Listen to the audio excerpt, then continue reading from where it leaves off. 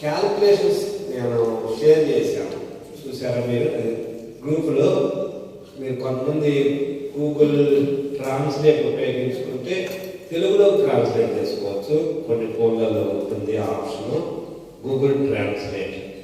ఆ గ్రూపులో షేర్ చేసేటువంటివి గమనించుకోవాలండి. దాంట్లో ఒకసారి మీరు మనకి ఫోన్లో ఓపెన్ చేస్తే చూడండి జాగ్రత్తగా. దాంట్లో ఎట్లా ఆ క్యాలిక్యులేషన్స్ ఎట్లా ఎగ్జాక్ట్గా అవి యేసుప్రభు వారి ట్రయంఫల్ ఎంట్రీ అంటారు. అంటే విజయోత్సాహంతో మట్టల ఆదివారం ప్రవేశించారు చూడండి.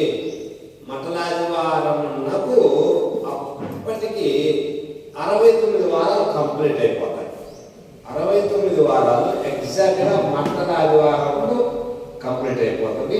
ఒకసారి గ్రూపులో నేను షేర్ చేసింది ఒకసారి చూడండి మీరు.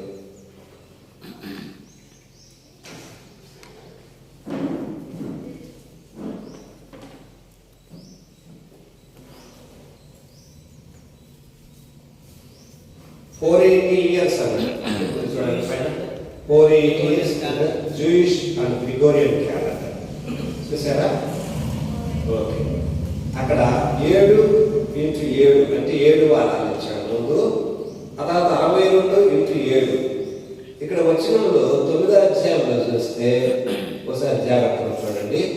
9వ అధ్యాయము బైబిల్లో 9వ అధ్యాయం జాగ్రత్తగా గమనించండి. 9వ అధ్యాయంలో 25 యెరూషలేమును మరలా కట్టించవచ్చునని ఆజ్ఞ బయలుదేరిన సమయము మొదలుకొని, యెరూషలేమును మరలా కట్టించవచ్చునని ఆజ్ఞ బయలుదేరిన సమయం మొదలు, అది స్టార్టింగ్ అన్నమాట. అంటే ఈ 70 వారాలు నెరవేరడానికి స్టార్టింగ్ ఎక్కడంటే యెరూషలేమును మరలా కట్టించవచ్చునని ఆజ్ఞ బయలుదేరాలి. ఓకే, అప్పటి నుంచి అన్నమాట అది స్టార్టింగ్. Okay right. కట్టించవచ్చునని ఆజ్ఞ బయలుదేరిన సమయం మొదలుకొని అభిషిక్తుడకు అధిపతి వచ్చే వరకు 7 వారముల పట్టణాన్ని స్పష్టంగా గ్రహించుము. 62 వారములు తొందరగల సమయంలో పట్టణపు రాజవీధులు కందకములు మరలా కట్టబడను. ఇక్కడ ఏమన్నాడంటే 7 వారములు 62 వారములు తొందరగా గడుస్తాయి. అది ఇక్కడ పాయింట్. 7 వారములు 62 వారములు. అందుకోసం మనం ఈ క్యాలిక్యులేషన్స్ వీళ్ళు ఎక్స్పర్ట్స్, ఇది చాలా డాలస్ థియలాజికల్ సెమినరీ వాళ్ళు రిలీజ్ చేసినటువంటి ఒక బుక్. దాంట్లో బైబుల్ నాలెడ్జ్ కామెంటరీ అనేటువంటి ఒకటి ఉంది. వెల్ నోన్ కామెంటరీ, అది బైబుల్ నాలెడ్జ్ కామెంటరీ. ఓకే, బికేసి అంటారు. చాలా స్కాలర్స్ అన్నమాట వాళ్ళు ఇచ్చినటువంటి క్యాలిక్యులేషన్స్. దాంట్లో నుంచి నేను మీరు తీసిది పెట్టింది అనమాట, బైబుల్ నాలెడ్జ్ కామెంటరీ నుండి. అంటే వీళ్ళు ఎట్లా అంటారంటే యెరూషలేము పట్టణము కట్టవచ్చు అనే ఆజ్ఞ బయలుదేరుతుంది. అది ఏ టైంలో బయలుదేరిందంటే నెహెమ్యా టైంలో ఆజ్ఞ బయలుదేరింది. ఓకే, కోరేష్ టైంలో ఒక ఆజ్ఞ బయలుదేరింది. అది మందిరమును కట్టించవచ్చాడు. మీరు వెళ్ళండి, మీరు మందిరం కట్టుకోండి అంటాడు. 539లో కోరేష్ వస్తాడు. మాదీయుడు దర్యావేషు పార్సీయుడు కోరేషు వాళ్ళిద్దరు కలిసి బబులోను పడద్రోసి సింహాసనం మాదీయుల పార్సీయుల సామ్రాజ్యం వస్తుంది. 539 నుండి రావడంతోనే వేరు వేరు దేశాల వాళ్ళు ఇక్కడ బాటసాల బబులోన్లు ఎవరు ఉంటున్నారో మీ ప్రాంతాలకు వెళ్ళవచ్చు. అదే సమయం యూదులకు కూడా వెళ్ళవచ్చు అంటారు. ఆ టైంలో యూదులు వెళ్ళొచ్చు అంటే చాలా మంది ప్రేరేపితులై ఆ మాటకు 50,000 మంది రిటర్న్ అవుతారు. ఆ టైంలో ఆ 50,000 మంది రిటర్న్ అయినట్టుగా యెజ్రెయేలు మనకు ఉంటుంది. అక్కడ యెజ్రెయేలులో 50,000 మంది తిరిగి వచ్చారు అని అక్కడ రాస్తారు. యెజ్రెయేలులో తిరిగి వచ్చినటువంటి వాళ్ళు ఆయన శాసనం ఇచ్చారు కాబట్టి దేవాలయం కట్టుకున్నారు, మొదలు పెడతారు. 1 నుండి 6 అధ్యాయాలు ఆ భాగం ఉంటుంది. దేవాలయం కట్టవచ్చు. మధ్యలో కాస్త ఏమవుతుందంటే డిస్టర్బెన్స్ వస్తుంది. అక్కడ ఉన్నటువంటి వాళ్ళ నుండి డిస్టర్బెన్స్ అంటే ఆటంకం వస్తుంది. దేవాలయం కట్టుకోవడానికి ఆటంకం వస్తుంది. 536 కూడా స్టార్ట్ అవుతుంది దేవాలయం. 539లో ఆయన కోరేషిస్తాడు, మీరు వెళ్ళొచ్చు అని. కాబట్టి వాళ్ళు బయలుదేరి వస్తారు. బయలుదేరి వచ్చి ఆల్రెడీ సెటిల్ అయ్యేసరి కదా 37 అట్లా అవుతుంది. ఇంకా నెక్స్ట్ ఇయర్ 36లో దేవాలయం ప్రారంభం చేశారు. 536లో దేవాలయం ప్రారంభం చేస్తే చాలా అక్కడ ఉన్నటువంటి లోకల్ లీడర్స్ అప్పటికి వాళ్ళ వల్ల చాలా ఆటంకాలు వచ్చాయి.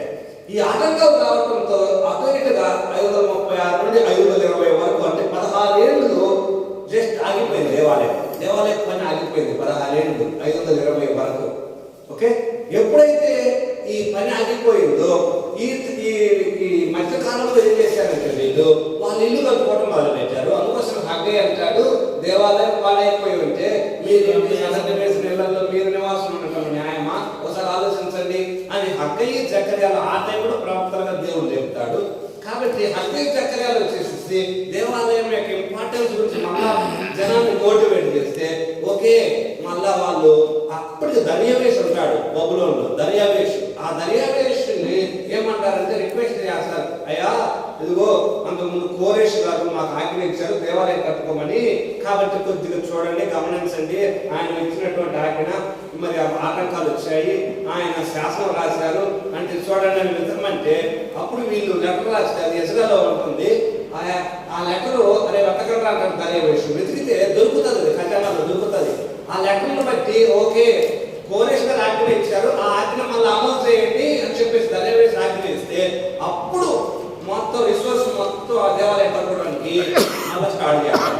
5:20లో ఉంటుంది దేవాలయం స్టార్ట్ చేస్తారు. 5:20లో 5:10 కంప్లీట్ చేస్తారు.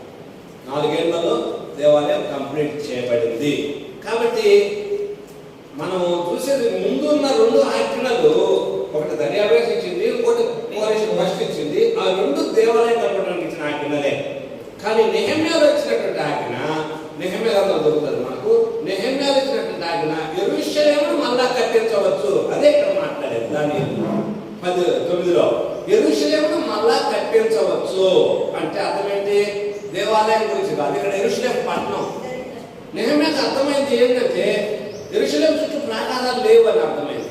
యెరూషలేం సరిగా లేదు, పాడైపోయినట్టుంది, గోడలు సరిలేవు, కాబట్టి శత్రువులు వస్తున్నారు. అందుకోసం నెహెమ్యా వచ్చేసేసి చాలా స్పీడ్ 52 రోజులలో ఆ పని అంతా స్టార్ట్ అవుతుంది. కాబట్టి 444 నుండి లెక్క మనకి.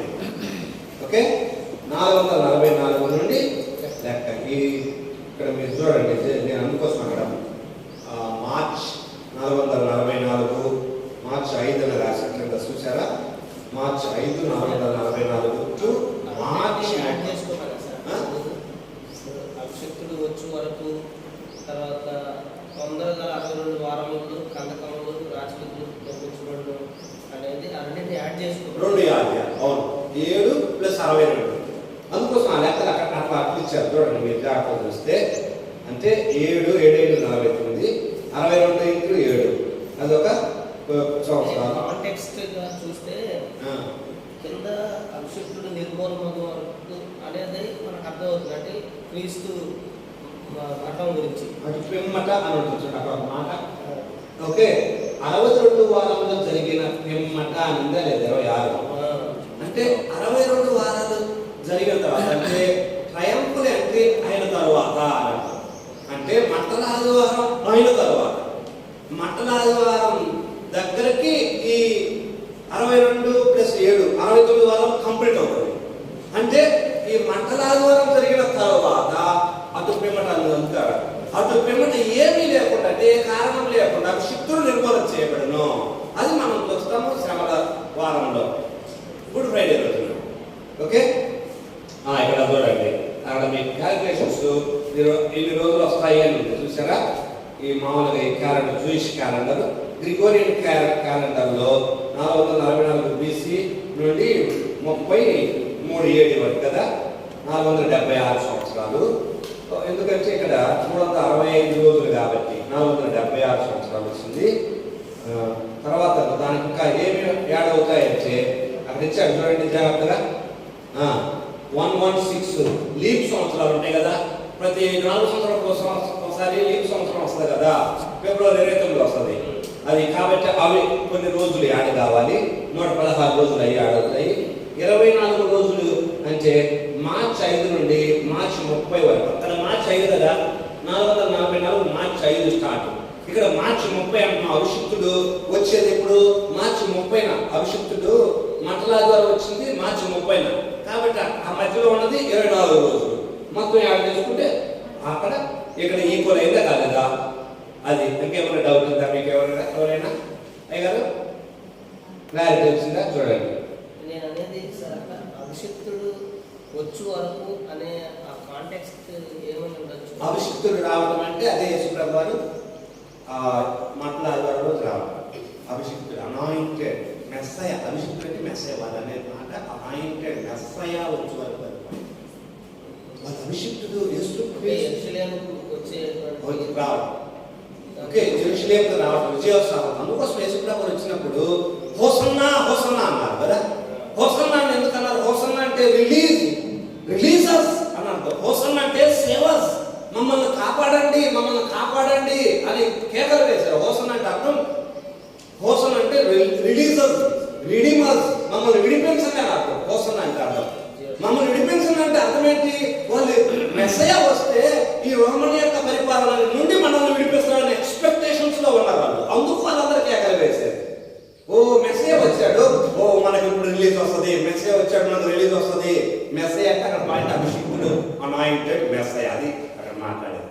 ఓకే, కాబట్టి ఎగ్జాక్ట్ గా ట్రయంఫుల్ ఎంట్రీ మతల ఆదివారానికి ఆ 483 అంటే ఫస్ట్ 7 సంవత్సరాలు ప్లస్ 7 వారాలు ప్లస్ 62 వారాలు, 69 వారాలు కంప్లీట్ అయిపోయింది. అంటే అక్కడ 7 ప్లస్ 62 69కి మెస్సయ్య యెరూషలేముకు వస్తాడు అనేది మనం అర్థం చేసుకోవాలి. అదంతే మనం త్వరగా అర్థం చేసుకోవాలి. ఓకే, అందుకోసమే తొందరగా సమయంలో అంటాడు, అంటే త్వరగా జరుగుతాయి కానీ తర్వాత త్వరగా జరగదు. 7వ వారం 70వ వారం ముందు చూడండి, త్వరగా జరగదు. ఎట్లా త్వరగా జరగదంటే చూడండి, ఇప్పుడు అవి 483 సంవత్సరాలు అయిపోయిందా? మరి 70వ వారం జరగడానికి ఎంత గ్యాప్ ఉంది? ఇప్పుడు 2000 సంవత్సరాలు అవుతుంది కదా. 2000 సంవత్సరాలు అయిందంటే తొందరగా జరగలా. 70వ వారం తొందరగా జరగలా అంటే అవి తొందరగా జరిగింది. కంపేర్ 2000తో కంపేర్ చేసుకుంటే తొందరగా జరిగింది, కానీ 70వ వారం తొందరగా జరగల. ఇంకెన్ని సంవత్సరాలు ఉంటుంది మనకు తెలియదు. ఇంకొక 1000 సంవత్సరాలు ఉంటుందేమో మనకు తెలియదు.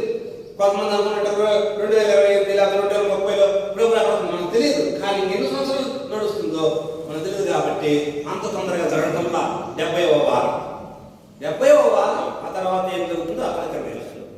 ఓకే, 70వ వారంలో వచ్చినట్టు రాజు ఆ యొక్క పట్టణాన్ని నిలబెట్టి వేస్తారు, వాడు చేస్తారు. అక్కడ దేవాలయంలో వాడే హేమెంట్ నిలబెడతాడు. ఇదంతా ఉన్నది అక్కడ. అది యాంటీక్రైస్ట్ యొక్క పరిపాలన, ఆ 7 ఏళ్ల శ్రమల కాలం గురించి సూచిస్తాం. Okay, right. ఇప్పుడు 10వ అధ్యాయంలో కొద్దిగా మనం చూద్దాము. 10వ అధ్యాయం పారసీక రాజు కోరెష్ పరిపాలన కాలంలో 3వ సంవత్సరం బెల్తెషాజరు దానియేలు ఒక సంగతి బయలుపరచబడేది. చూడండి, ఎవరి టైంలో అంటున్నాడు? కోరెష్ పరిపాలన కాలంలో 3వ సంవత్సరం. కోరెష్ వచ్చింది పరిపాలనలోకి 539. 3వ సంవత్సరం అంటే 39, 38, 37. 37వ సంవత్సరంలో 537లో 537 అంటే మనం ఇందాక మాట్లాడుకున్నాం. ఇంకా యెరూషలేములో సెటిల్ కాదా, ఎవరు వెళ్ళినటువంటి వీళ్ళు ఇంకా సెటిల్ కాదు. అందుకోసం వాళ్ళ గురించి పాపం విచారంలో ఉన్నాడు దానియేలు. నా వాళ్ళు అక్కడికి వెళ్ళారు, కోరేష్ ఆజ్ఞ ఉండడం వలన అక్కడ వెళ్ళారు. వాళ్ళంతా ఎట్లా ఉన్నారు, వాళ్ళ పరిస్థితి ఎట్లా ఉందో, అంతా సెటిల్ అయ్యారో కాలేదో, వాళ్ళకి బాగోగలిగిందో వాళ్ళ గురించి ఆలోచిస్తా ఉన్నాడు. అందుకోసమే ఆయన ఆలోచిస్తుంటే ఈ అధ్యాయంలో నీ ప్రజల గురించి ఈ యొక్క విషయాలు జరగబోతున్నాయి అంటాడు. మధ్యలో నీ జనులను గురించి అంటాడు. ఎక్కడంటే ఒక మధ్యలో చూద్దాం మనము. నీ జనమునకు 14 వచ్చిన ఈ దర్శనపు సంగతి అనేక దినములు జరుగుదు. అయితే దినముల అంతమందు నీ జనమునకు సంభవింపబోవు ఈ సంగతిని నీకు తెలియజేయా. నీ జనము, ఆయన జనం గురించే బాధపడుతున్నాడు దాన్ని. ఓకే, చూడండి ఇక్కడ ఏంటి. ఓకే, ఒక సంగతి బయలుపరచు. గొప్ప యుద్ధం జరగనున్న సంగతి నిజమే. గొప్ప యుద్ధం జరుగుతుంది. గొప్ప యుద్ధం జరుగుతుందంటే ఇప్పుడు ఎవరి టైంలో ఉన్నాడు? ఇప్పుడు కోరేష్ అంటే ఇది పారసీకుల టైం. పారసీకుల కాలం తర్వాత ఎవరితో వచ్చింది ఇట్లా టైము? పారసీకుల తర్వాత గ్రీకుల సామ్రాజ్యం వచ్చింది. అంటే ఒక గొప్ప యుద్ధం జరగబోతుంది అని దేవుడు బయలుపరుస్తున్నాడు. ఓకే, మహాయుద్ధం జరగబోతుంది కాబట్టి అది జరగబోతుంది దేవుడు ముందే బయలుపరుస్తున్నాడు. రైట్, ఇప్పుడు చూడండి. గొప్ప యుద్ధం జరగనున్న సంగతి నిజమే. దానియేలు దాన్ని గ్రహించను, అది దర్శనంలో అతను తెలిసినదాయను. ఆ దినములు దానియేలు నేను 3 వారములు దుఃఖ ప్రాప్తుడైనది. 3 వారములు గడిచి వరకు నేను సంతోషంగా భోజనం చేయలేకుంటే, మాంసం కానీ రక్షరసం కానీ నా నోటికి రానిలేదు. స్నానాభిషేకం చేసుకోలేదు. మొదటి నెల 24వ తేదీ నేను గిద్దెకరను గొప్ప నది తీరను ఉంచుని కళ్ళెత్తి చూడగా నారబట్టలు ధరించుకున్న ఒకడు నాకు కనపడాడు. 5వ వచనం నుండి 8వ వచనం వరకు ఇక్కడ మాట్లాడేది ఇది దేవుడు కనపడ్డాడు ఆయనకు. అది ప్రకటన గ్రంథంలో 1వ అధ్యాయంలో 12 నుండి 16 వచనాలు అక్కడ రాసుకోండి మీరు. ఆ రిలేటెడ్ రిఫరెన్స్ కూడా అక్కడ ఉంటుంది. ప్రకటన 1వ అధ్యాయము 12 నుండి 16 వచనాలు. ఓకే, ఏంటి? కళ్ళెత్తి చూడగా నారబట్టలు ధరించుకున్న ఒకడు, అతడు నరుమన మేలి బంగారు నడికట్టు కట్టుకొని ఉండేను. శరీరం రక్తవర్ణపు రాతి వంటిది, ముఖము మెరిపోలే ఉండేను, కన్నులు జ్వాలామాయమైన దీపములను, అతని భుజములు పాదములు తొంతలాడు ఇద్దరిని పోలి ఉండేను. అతని మాటల ధ్వని నరసింహపు కంఠ ధ్వని వలె ఉండేను. దానియేలును నాకు ఈ దర్శనం నాతో కూడా మనుషులు దాన్ని చూడలేదు కానీ మిగులపై ఆక్రాంతులై దాక్కున్న వలనే పారిపోయేది. ఈ దర్శనం నాకు జరిగినప్పుడు వాళ్ళేమో చూడలేదు కానీ వాళ్ళు పారిపోయారు. ఇదే ఇలాంటి సంఘటనే మనకు కొత్త నిబంధనలో ఒక సంఘటన జరిగింది, గుర్తుందా మీకు? సౌలుకు దర్శనం కలిగినప్పుడు వాళ్ళకి అర్థం కాలేదు కానీ అయితే సౌలుకు మాత్రం అర్థం అవుతుంది. ఏం జరుగుతుంది అనేటువంటి సౌలుకు అర్థం అవుతుంది, వాళ్ళకి అర్థం కావట్లేదు పక్కన ఉన్న వాళ్ళకి. అది చూడండి. నేను ఒంటరిగా ఈ గొప్ప దర్శనం చూసిన నాలో బలమేమీ లేకపోయాను, నా సొగసు వికారమైన బలం నా యొక్క నిలవలేదు. అంటే దేవుణ్ణి ఎప్పుడైతే చూశాడో ఒక్కసారిగా ఆయనలో ఒక భయం నిండుకొట్టిపోయింది. ఆ రూపం చూడలేకపోయాడు అనమాట. అంతటి అలాంటి రూపం కలిగినటువంటి ఆయన. ఓకే, ఆ కళ్ళు ఆ ప్రకటనలు జ్వాలామయంలో ఉన్నవాళ్ళు అనమాట కదా. అంటే ఒకసారి ఎట్లా ఉంటాయి, అగ్ని కణాలు ఉంటాయి చూడండి, అలా ఉంటాయి. ఆ ప్రభువు తను తాను చాలా తగ్గించుకొని మన దగ్గర రావబట్టి మనం ఆయన చూడగలిగాం. కానీ పేతురు, యాకోబు, యోహానులు ఆయన అసలు ఎవరు చూడలేదు. అదే వ్యక్తులుగా చేసుకోవటం అంటే, ఫిలిప్పీలు రాసిన వ్యక్తులుగా చేసుకోవటం అంటే ఆయన అంత తేజస్సు, ఆ రూపం అసలు ఎవరు చూస్తే దాన్ని ఏమైపోయి చచ్చిన వారి వల్ల అయిపోయాడు కదా. అసలు చూస్తే చావడమే. అలాగా ఉన్నటువంటి ఆయన ఎంతో తగ్గించుకొని ఒక సామాన్యమైన వ్యక్తిలాగా ఆయన కనపడ్డాడు. అంటే అది వ్యక్తులు చేసుకోవడం. ఓకే, బలమేమి లేదు, సొగసు కారణం, బలం నాయకుడు నిలవలేదు. నేను అతని మాటలు వించి అతని మాటలు నేను నేలను సాష్టంగపడి గాఢ నిద్ర పొందిన వాడని. అంటే నేను సాష్టంగపడి ఏమవుతుందో ఆయన తెలియట్లేదు. దాని ఏం జరుగుతుందో తెలియటం లేదు. అప్పుడు